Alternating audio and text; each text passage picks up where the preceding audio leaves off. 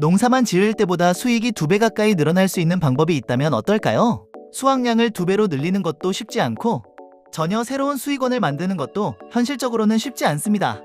하지만 최근 농사를 지으면서 발전 수익까지 기대할 수 있는 영농형 태양광이 지방소멸 대응과 농지 활용 대안으로 꾸준히 언급되고 있습니다. 농사는 그대로 유지하면서 태양광 발전 수익까지 기대할 수 있다는 점에서 관심이 계속 높아지고 있는데요. 그런데 한 가지 의문이 있습니다. 왜 영농형 태양광은 이야기만 많고 실제 현장은 아직 많지 않을까요? 오늘은 영농형 태양광의 가능성과 현실을 짚어보겠습니다. 영농형 태양광이 주목받는 이유는 크게 4가지로 볼 수 있습니다. 첫째, 농지 활용도를 높일 수 있다는 점입니다. 농업을 유지하면서 추가 수익 구조를 만들 수 있는 모델로 평가받고 있습니다. 둘째, 농가 소득 다변화 요구입니다. 농업 소득 변동성이 커지면서 안정적인 부가 수익 모델에 대한 관심이 높아졌습니다.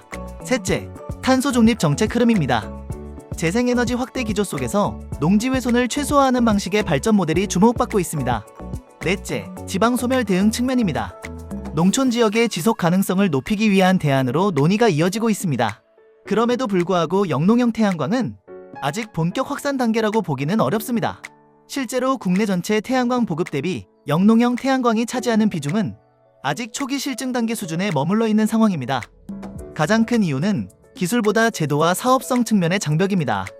먼저 제도 부분입니다. 영농형 태양광은 농지법과의 관계, 일시 사용 허가 구조, 지자체별 해석 차이 등 여전히 검토해야 할 요소가 많습니다.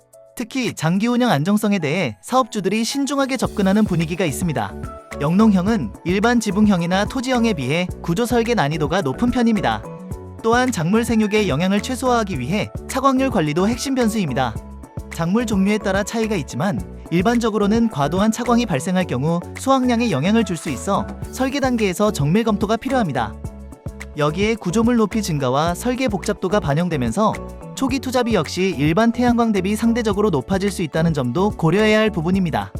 최근 정부는 영농형 태양광 활성화를 위해 규제 완화 방향의 정책을 추진하고 있습니다. 대표적으로 농지 일시 사용 기간이 기존 최대 8년 구조에서 최대 23년까지 연장하는 방안이 추진되고 있습니다. 이는 사업 안정성 측면에서 분명 의미 있는 변화로 평가됩니다. 다만 현재는 제도 개정이 진행 중인 단계로 현장에서 체감할 만큼 완전히 자유로운 구조라고 보기는 아직 이른 상황입니다. 지금 우려되는 점들은 이게 농지를 전용을 태양광 발전 부지로 전용을 아예 해버릴까 봐 걱정하잖아요. 아예 그 틈새도 안 주고 농사 안 지을 생각으로 태양광만 깔고 사실상 농사를 포기하는 경우가 발생할 수 있잖아요.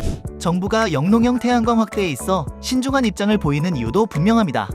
형식적으로만 농지를 유지하고 실질적으로는 발전 수익 중심으로 운영되는 사례에 대한 우려가 있기 때문입니다.